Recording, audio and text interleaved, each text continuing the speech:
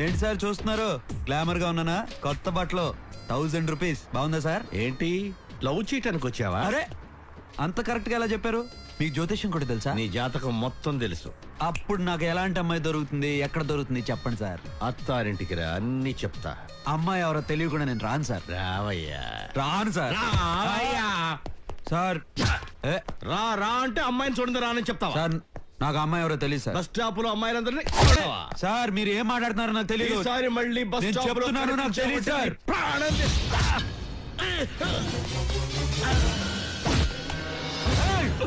మాస్ని బయటికి పిలవద్దు.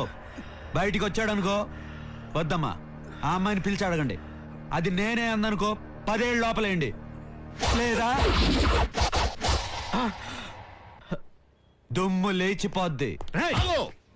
అమ్మాయిని పిలుచుకుని రా.